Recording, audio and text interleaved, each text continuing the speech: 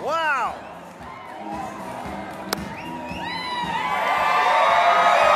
This is incredible. I'm surrounded. Oh, wow. Wow. What? Hello, Nevada. Yeah. Man, it is so great to be here with all of you. It's just great to be back in this incredible state. Yeah. There's people behind me. I love it. I have to talk. I'm going to be rotating the whole time like a lazy Susan. I've been here before a lot. I love Nevada. I had a very memorable trip here a bunch of years ago. 4 buddies on a road trip. We picked up a baby along the way. A tiger was in the bathroom. And of course, a chicken. There was a chicken. I don't know why there was a chicken. The Hangover's been out for 15 years. People still ask me about the chicken. I have no idea why there was a chicken. But I'm here today for the same reason that you are. For the same reason that Kamala Harris and Tim Walz are running in this election. We love our country, and we believe in the promise of this big, beautiful, diverse nation of ours.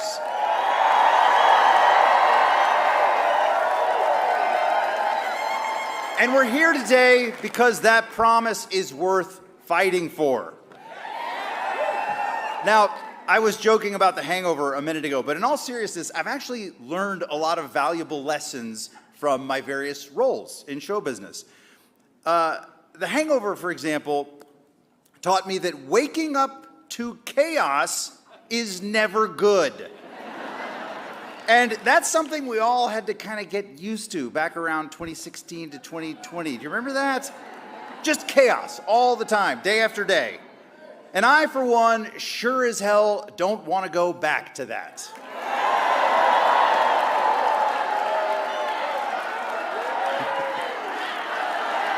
Nah. Amen. We need leaders like Kamala Harris and Tim Walz who tamp down chaos and work towards practical solutions. They don't just react to problems, they solve them. There's no drama, right? They're like the cool-headed friend who doesn't lose it when Mike Tyson wants to kill you or there's a random tooth missing. They're calm, they're thoughtful, and they have the right roadmap to guide us through whatever craziness this world throws at us. Another lesson I learned was on The Office, where I played Andy Bernard. Yes, the Nard Dog, a Cornell graduate who sang way too much and punched a hole in the wall because his fragile little ego couldn't handle getting made fun of. Here again, we don't want leaders with fragile little egos. We need steady, grounded, reliable leaders who reach out and build bridges, both figuratively and literally. Leaders who heal our divisions, not worsen them.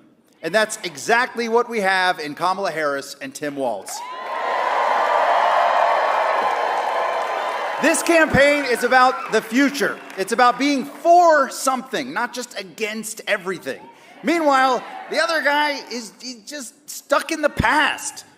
Kamala Harris is a trailblazer who fought for justice, equality, and inclusion her whole career. And let's talk about inclusion for a second, because that's really the name of the game, folks. We're all in this together. It doesn't matter where you're from, who you love, what you look like, or even who you want to vote for. We need to build a country where everyone gets to sit at the table.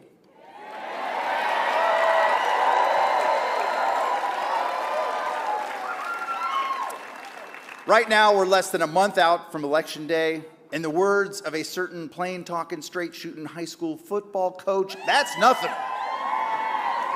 So Nevada, let's do this, all right?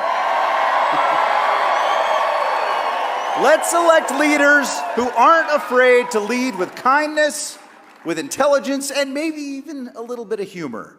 Let's volunteer and tell the world that we are turning the page on chaos and division and choosing a new way forward with a new generation of leadership. Now again, we got 30 days. So we got to get out there and do the work, knock on doors, register folks to vote, make your voices heard. As Governor Tim Walz would say, let's leave it all out there on the field, because I can tell you one thing, God knows none of us want to wake up with an election hangover on November 6th. Thank you so much, Nevada.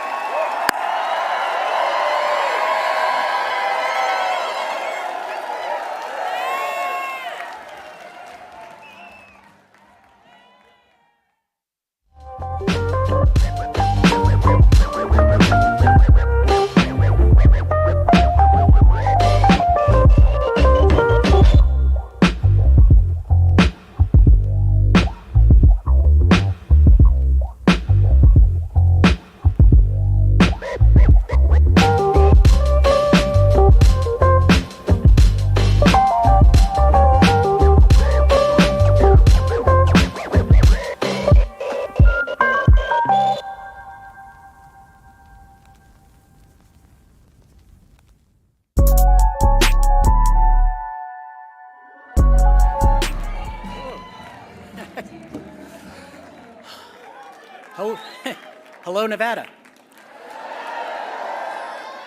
A good friend of mine once told me there is no such thing as a bad short speech, so I'm going to do my best.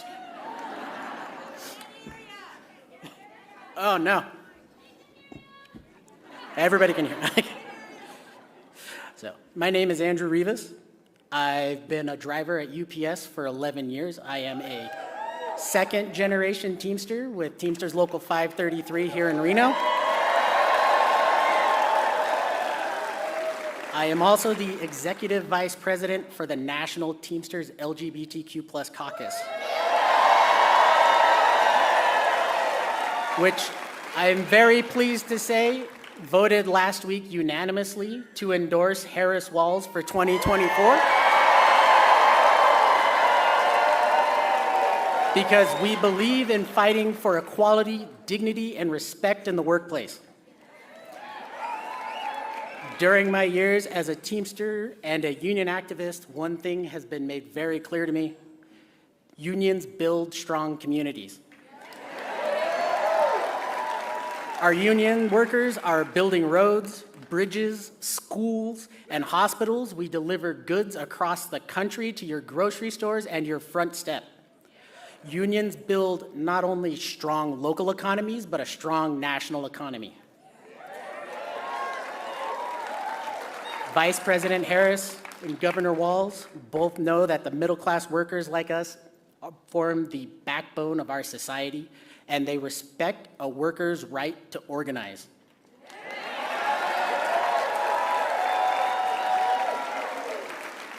Throughout her life, Vice President Harris has fought in the courtrooms, in the legislature, for workers' rights. Governor Walz is a union member himself. Their administration would prioritize expanding the middle class, creating more job opportunities, and make good-paying jobs more accessible for everyone, like their vision for a new way forward.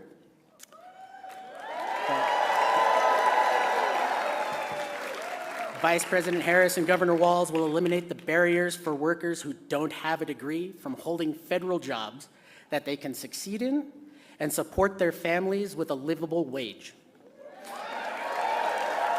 And I can tell you, I know personally how transformative this can be.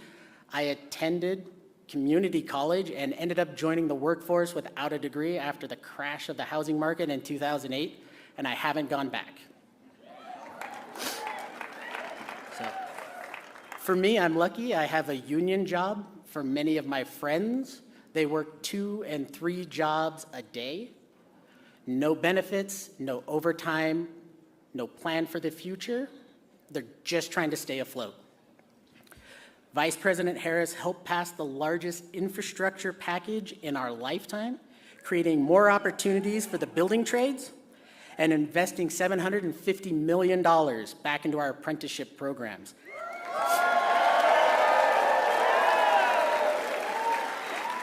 And it couldn't have come sooner because right now, for every 5 master craftsmen who retire, there is 1 apprentice to replace them.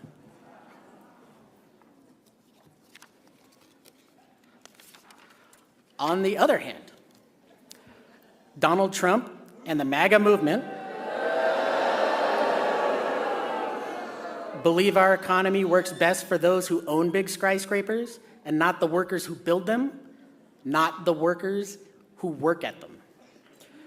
Whether it's his tax plan that disproportionately gave more tax breaks to millionaires, billionaires, and big corporations, or his new agenda that would raise taxes on Nevada's middle-class families by an extra $4,000 a year, it is clear he wants the middle class in Nevada that he left behind to make up the difference. Donald Trump's Project 2025 agenda also threatens not just my rights as an LGBTQ American, but millions more, including our right to have a family, to have a home, or to even have a job.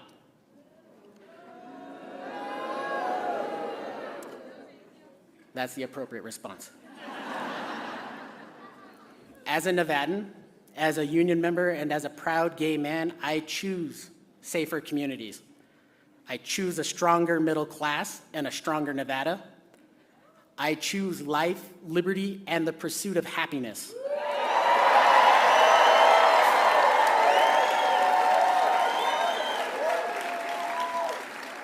I choose equality and opportunity. I choose joy.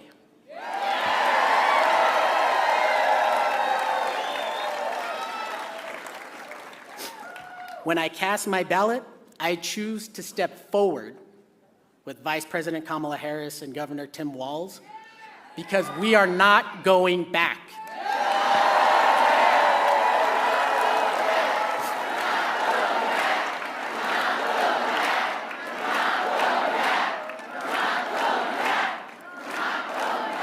And I could not be more proud to welcome back to Northern Nevada former teacher, veteran, union member, ally, my new best friend, the future Vice President of the United States, ladies and gentlemen, Governor Tim Walz.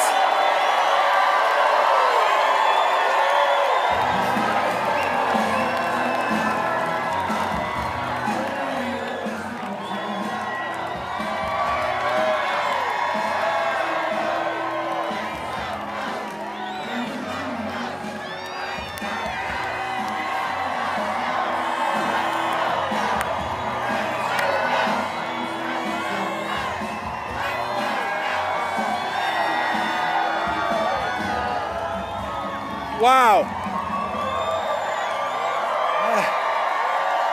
Well, hello, Reno.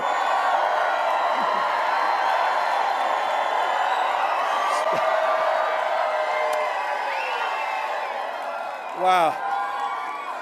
Well, it's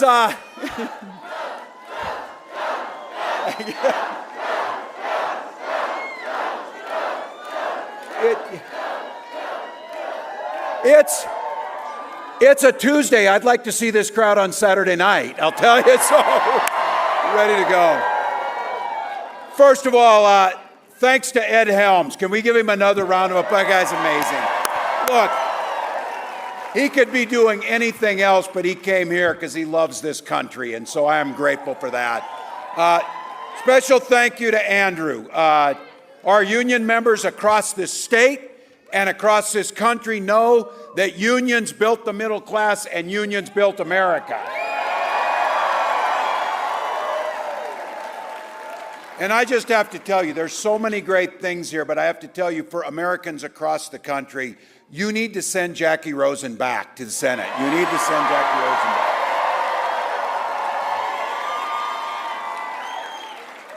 back. Before we begin, I'm back again, and the reason is because I know so many folks in here, loved ones, neighbors, still contending with the horrific damage from the Davis fire. We were out here when that was happening. Our hearts are with the families and the community impacted, and I have to tell you, let's take a moment and give a grateful round of applause for our first responders and the folks who put themselves out there.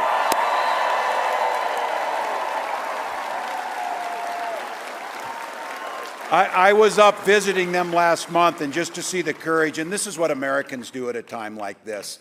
We gather together. And look, all of you, truly, so many things you could do. You came early, you got in line, you're waiting. We know why you're here. You're gathering with community. You're gathering with folks who know. You drove from Carson City. You did all the things necessary. You came here for that very simple and beautiful reason. You love America. That's why you're here. Well, thank you. And I got to say, you probably figured this out about me. I kind of talk the way I see it, and I'm a little bit old school, but I'll have to tell you, like all of you, the deep respect for this country, what we have.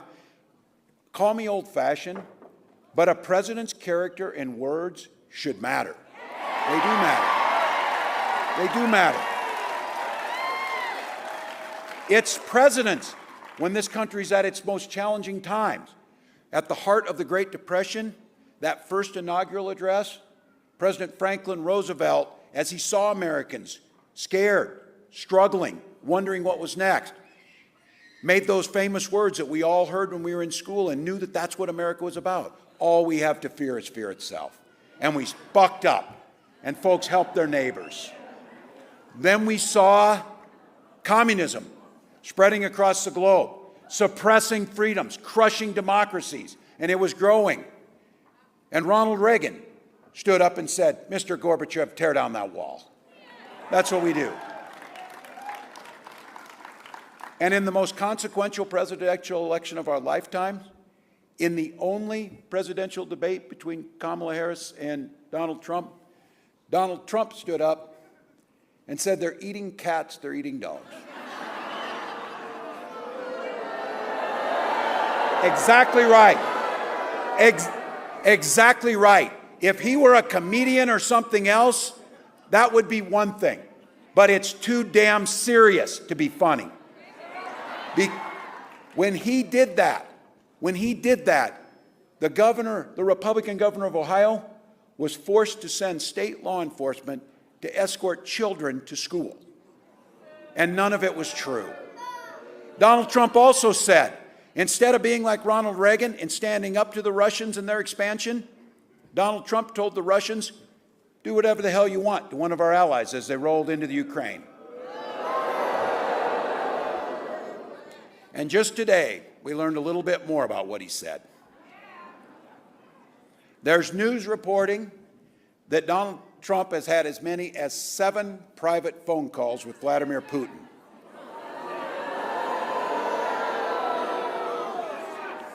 I can guarantee you that Kamala Harris and I do not have dictators on speed dial. So,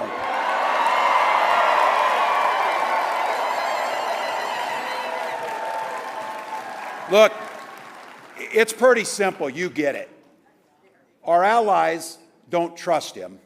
The people who work with him know how dangerous he is. And people like Putin flatter Trump, and Trump looks up to him. Because what we know is they can walk all over him. He's easily played. Flattery will get you everywhere with Donald Trump.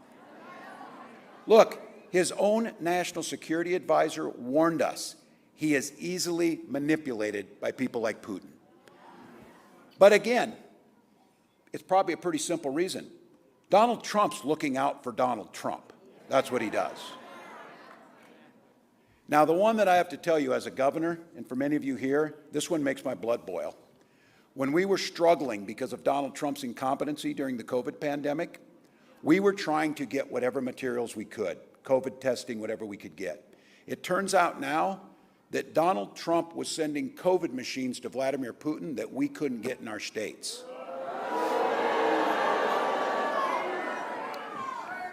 Every day. So, and now, as we watch and our hearts go out, and as governors and as American citizens, we see the heartache, the turmoil, the loss, the trauma that happened after Hurricane Helene and a natural disaster. And we know we work together. You saw it right here during the Davis fire. I watched all of you, many of you. You stopped campaigning and started collecting goods for people who were in the fires. You stopped doing politics and other things to look out for your neighbors. But now we've got Donald Trump's staff telling us that Donald Trump was refusing to send aid to disasters until he found out how the people in those areas voted.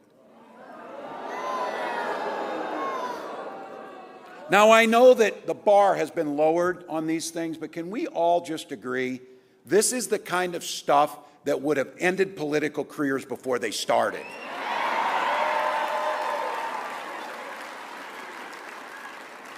Donald Trump is a risk to our national security and can't get anywhere near the White House.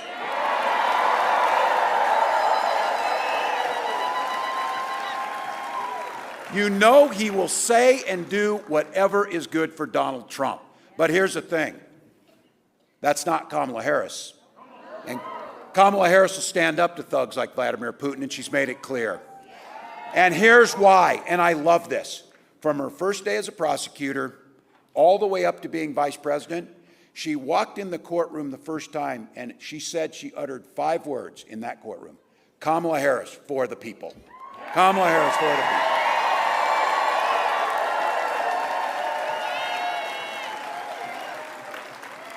Took on the predators, took on the fraudsters, trying to get people out of their homes, returning money to them, people who tried to take union pensions.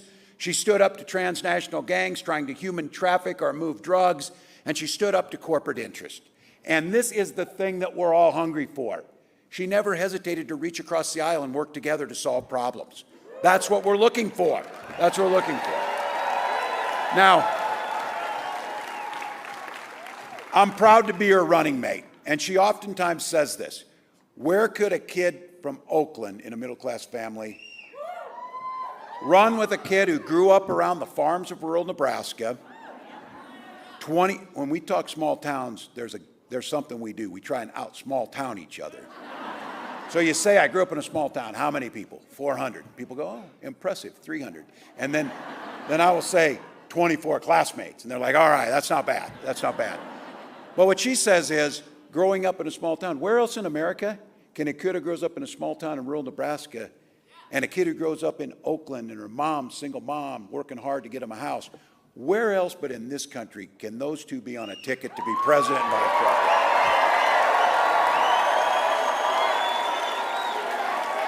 But she...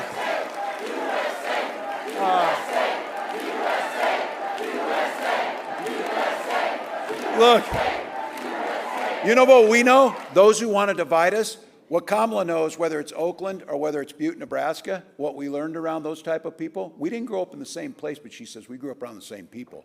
People who knew you took care of your neighbors. You looked out for the common good.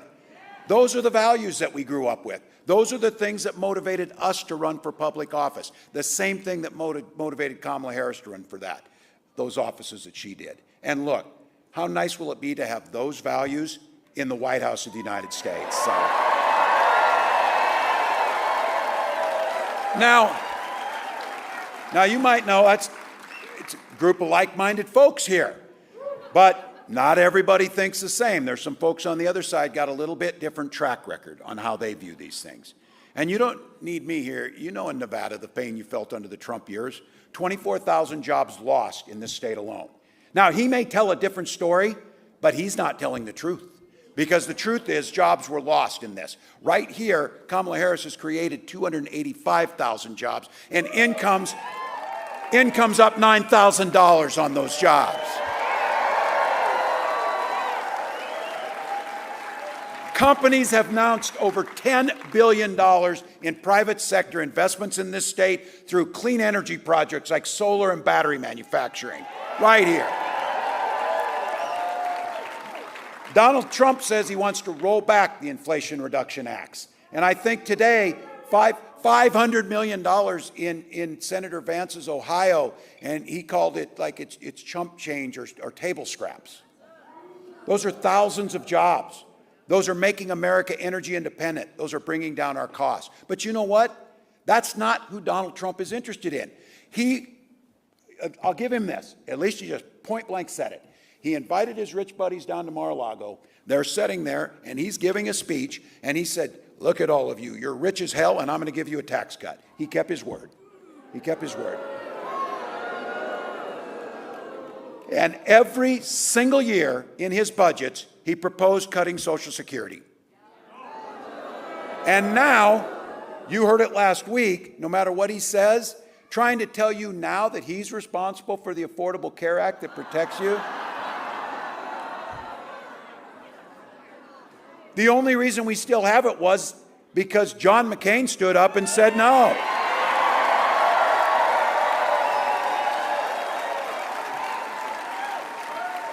Look, you all know it.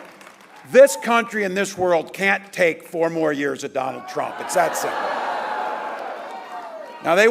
Now all of a sudden they're pretending. I had to be correct. Sometimes I have to be corrected on the things I say. I will own that. I said they didn't have a plan. My bad. They do have a plan. It's called Project 2025. I did say this. They said, oh, I don't know anything about that. And I said, well, Senator Vance, you wrote the foreword to the architect's book. You might know something. If you write, I don't know, I've never written someone's foreword to a book, but I'm assuming if you do that, you remember them. That would just be me. But I do know this, as a football coach, you take the time to draw up a playbook, you're going to run the plays. You're going to run the plays. And those plays are tax cuts for the wealthy, undermining the ACA, gutting the protections that we have on pre-existing conditions. But Kamala Harris gets it, and she gets it because she grew up middle class like so many of us. She understood it.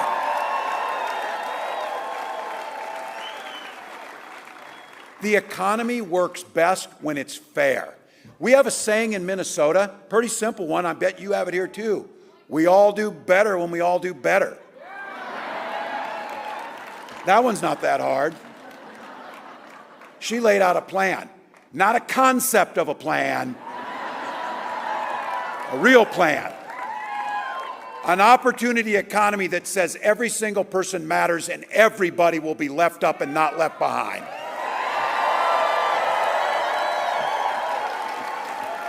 A child tax credit, so in a child's first year of life, that family will have the ability to buy that crib, buy that car seat, make sure that they can tackle skyrocketing costs around child care. You know, not all of us can just count on a family member, but there's got to be a way, and Kamala Harris laid it out to make sure everything from universal pre-K to making sure child care is affordable. That's what we have. And I don't know, I know you're busy people, you don't have time, but the Vice President was on this morning and laid out a plan for something so many of us know is absolutely critical to give families peace of mind. How do we care for our loved ones? How do we care for our loved ones when they're getting older and need the care they have? And what Kamala Harris proposed was having Medicare for the very first time expand to cover home care and home health care.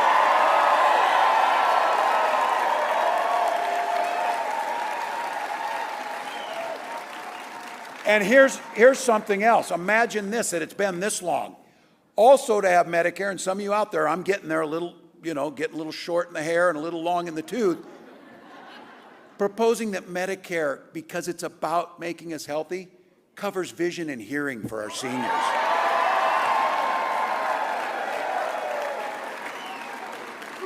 She got asked how she's going to pay for it. She's already got the plan. For the first time in history, she negotiated with Big Pharma to make sure that we can now negotiate for Medicare drugs. The savings we make from that can pay for our senior care and expanding Medicare. And just say something about, talking about price gouging, this idea of insulin, if any of you know to get this, capping insulin at $35, some of you know this.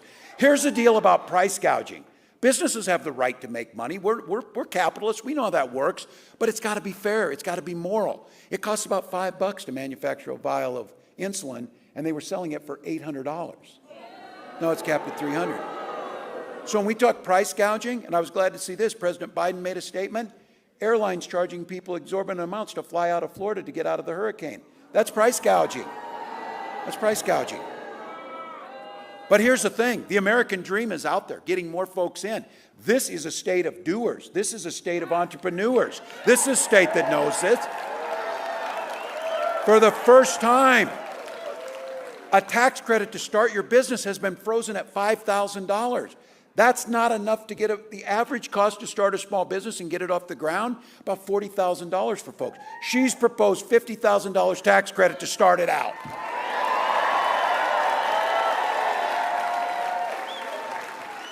And I know this one for all of you, and you got to hear a little bit of it, and I baffled by some of this. Last week I had a little conversation with Senator Vance, and it was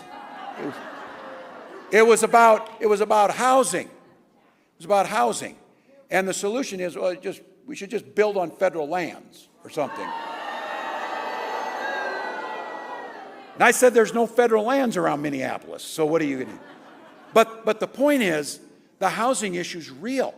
This is something for many of us, when you bought that first house, that's everything.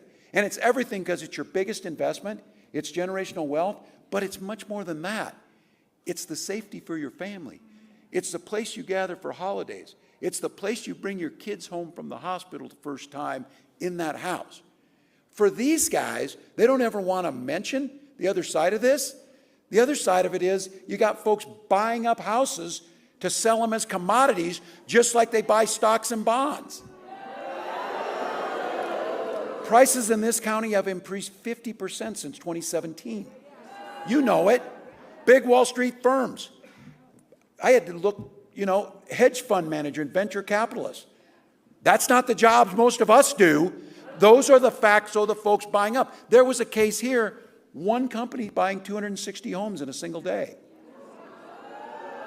That's to make profit. Look, everybody has the right to sell their home, but you have a right to work on a market that works and those moments in your lives that make a difference. That's why Kamala Harris has a plan, build 3 million new homes and have a $25,000 down payment assistance for folks to get started.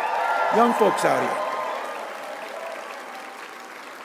here. Look, you're going to pay it back. And you're going to have that home. And we know this.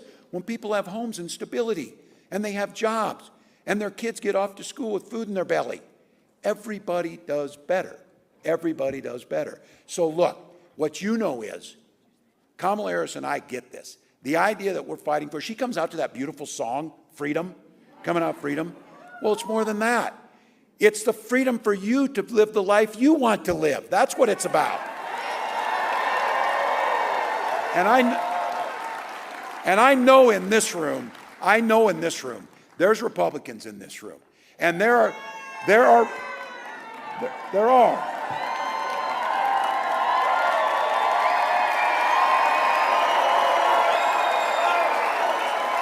And I say this because those of us remember, the Republican Party in this country has contributed much to this nation. They have been there. Look, we don't always agree on some of this, but I will guarantee you, when the old Republicans talk about freedom, they meant it. They meant it. Now these guys, Donald Trump, turns out when he's talking about freedom, that government should be free to be in your doctor's office, to be in that school library, or to be pretty obsessed about being in your bedroom. I would argue the party of Ronald Reagan would want government out of all of those things. Now look, Donald Trump is out there telling folks if they return to power, don't worry about your reproductive freedoms. I got it. I got it. He told all the women here, he told you he would be your protector.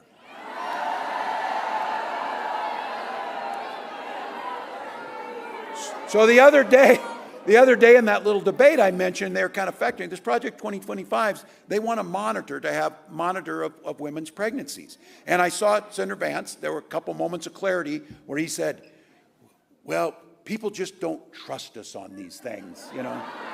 And that's where my wife is really happy. Some of you saw me face on this, I almost blurted out, no, you know, no kidding.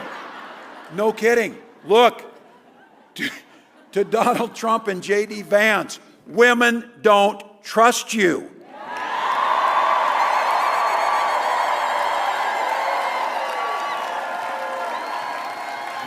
And I heard some of you, I know this is a Nevada golden rule. The very simple thing on so many of these things that make the world go round is just mind your own damn business and things will go better.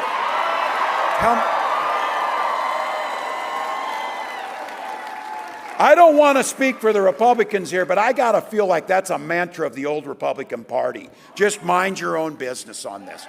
And for some of you, it gets very personal. And look, there are women out there that don't want to have, their names are household names now because they nearly died trying to avoid these Trump abortion bans.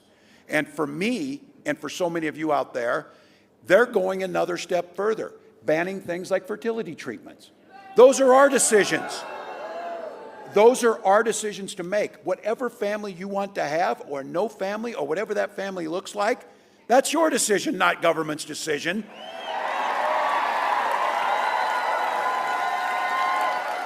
And I certainly don't want Donald Trump making that decision. So for Gwen and I, years of infertility treatment.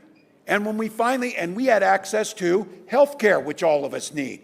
So if you have health care, you have access to that. Finally, on that day, our daughter was born. Some of you have heard me say this, most powerful in the universe. We named her Hope because we finally had it.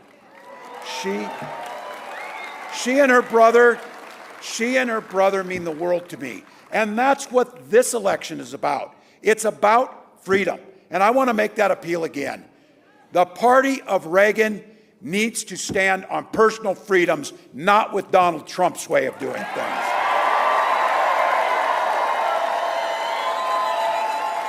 When Kamala Harris talks about freedom, she means your freedom to make your own choices about health care, about your family, about the books you read, about the life you want to live. And I'm going to go back to this. These guys have the audacity, especially seniors here. My mom's 89. I'm so proud of her. She's still living in the house where I grew up and graduated out of high school from. She's there. And I can tell you this. She worked her whole life paying into Social Security. It was there when my dad died. It was there when my little brother's in elementary school, so my mom to provide those benefits. She uses her Social Security check to pay her bills and live her life with dignity. Now look, every year in Donald Trump's budget, he tried to cut it. Called it a Ponzi scheme. And J.D. Vance said it's the roadblock to fiscal sanity. But I'll say this, from where they're standing, that might actually make sense. Because my feeling is, I don't know, I've never been a billionaire. So if you are one, my guess is you don't give one damn if your Social Security check comes or not. But if you're my mom, it's pretty damn important that your Social Security check comes. So look.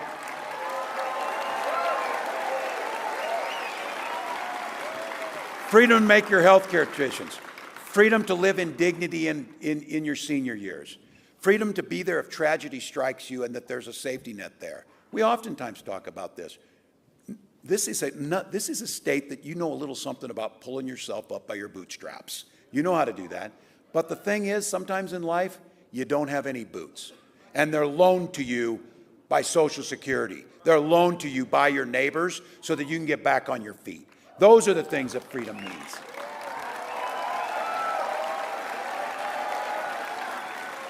And I got to tell you, this one for all of you, for all of us, this piece of freedom is the one that we should hold most dear.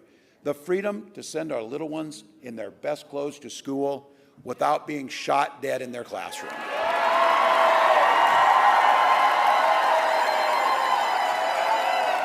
Look, there's a whole lot of you out here just like me, veterans, hunters, gun owners. A lot of you, you're here. Look, we understand the Second Amendment. We understand what that is. But we also understand this is not a discussion about the Second Amendment. We can do common sense things to withhold our first responsibility, the protection of our children. So I reject the notion that you can't protect the Second Amendment and protect our children. Other countries do it.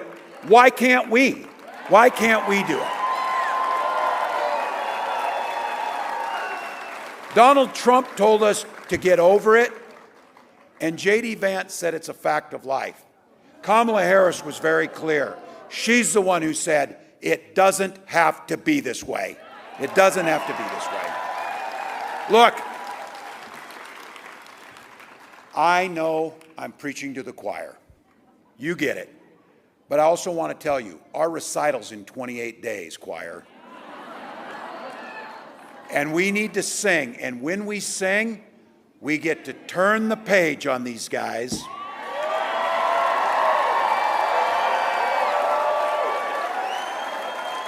Put in a new generation of leadership with a new way forward.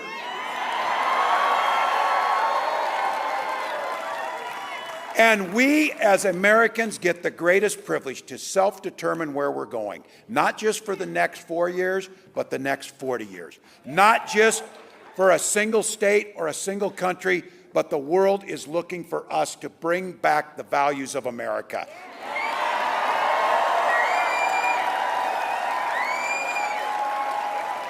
So you've heard me say it. It's all gas, no brakes for 28 days. I've been saying to people, we'll sleep when we're dead, and I had somebody walk up and said, you're being way too literal. You look like hell, man. So, but it's okay. We do it, and you're here, and we're excited, and we're going to do the work because we believe in the promise of America.